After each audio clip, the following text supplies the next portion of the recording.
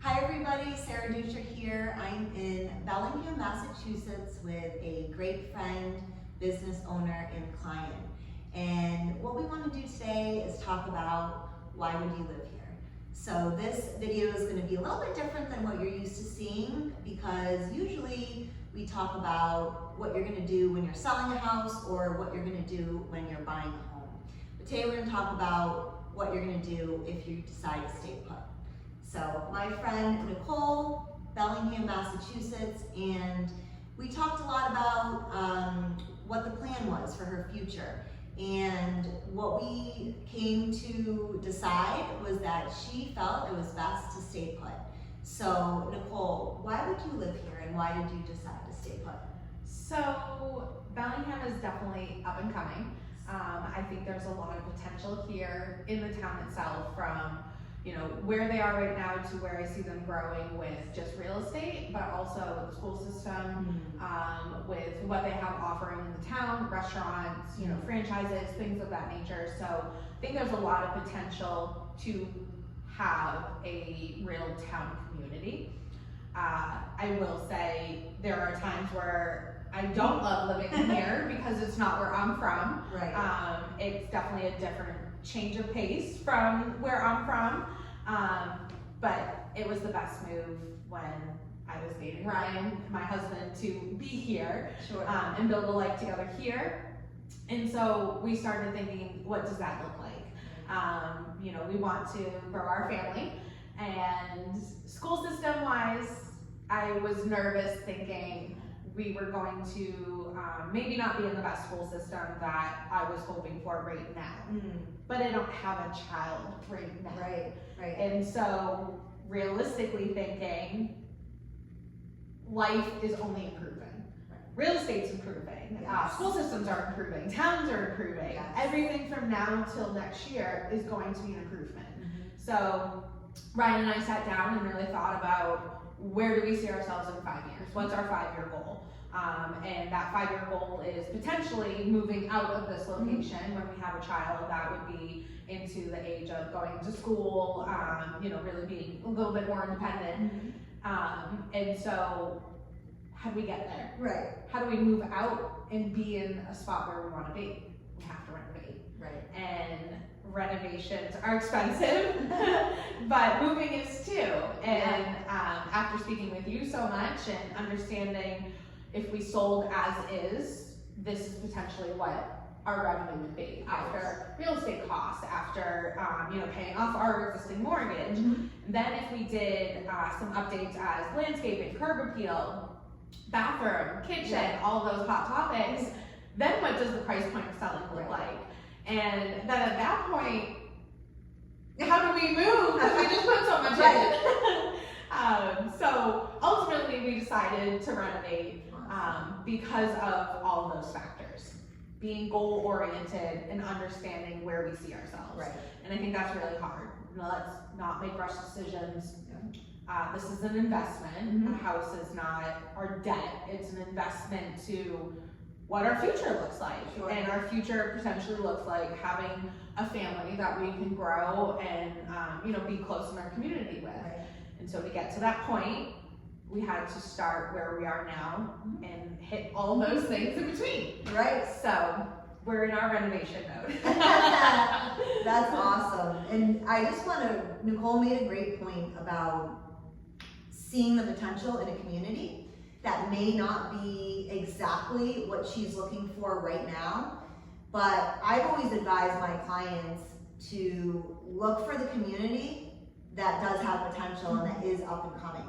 Because then you get that benefit of seeing appreciation over time.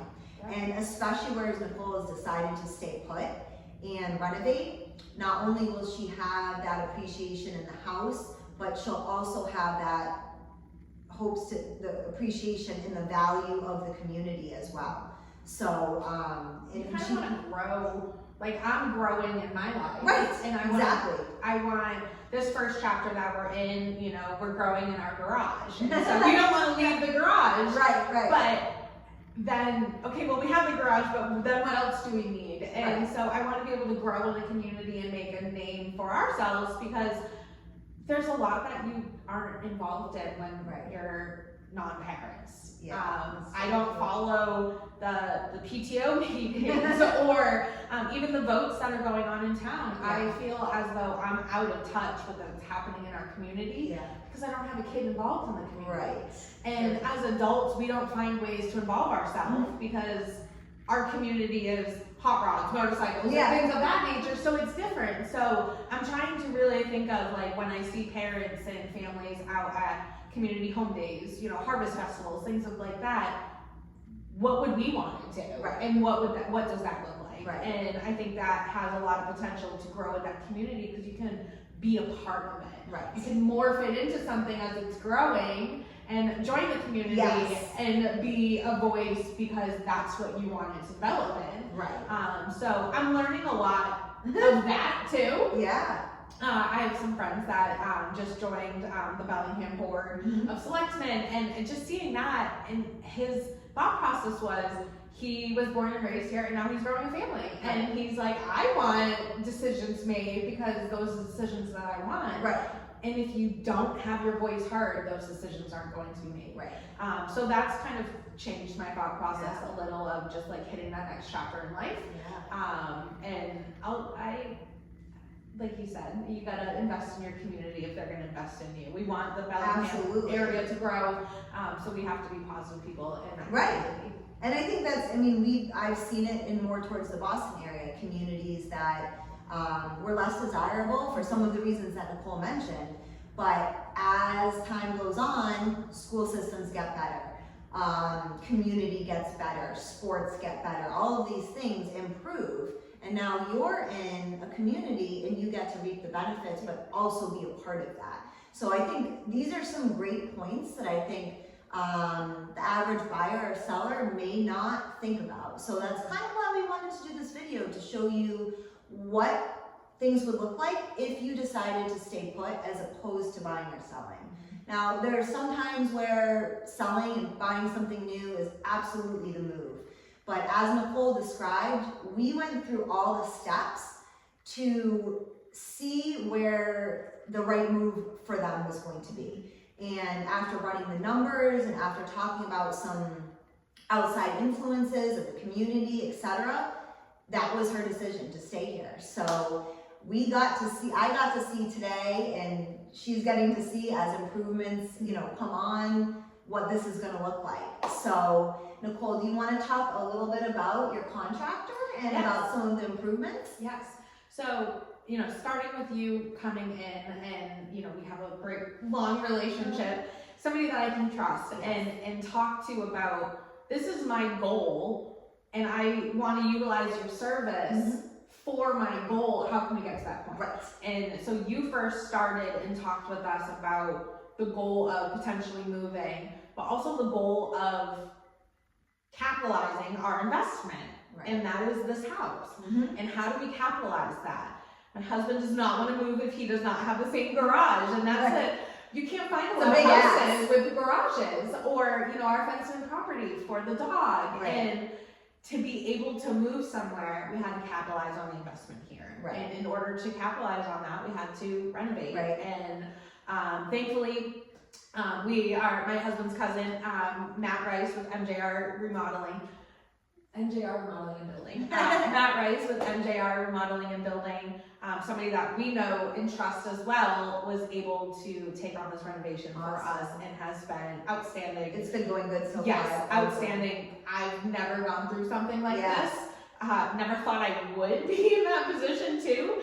But again, it's somebody that we trust and has open communication with us and is not afraid to say, I don't think that will work, or I don't think you're gonna get this on all of your, want list. So he's giving you suggestions and pointing out areas that you can make a change or maybe not make a change. To also better utilize his service. Right. Sure. And that's great business people that we want to invest your time and money in, but also just a great network to have. Yeah. It's good community building here as well. He is out of Franklin, Mass, town over from us, where my husband is from. So we're investing in our community just by doing that, by supporting our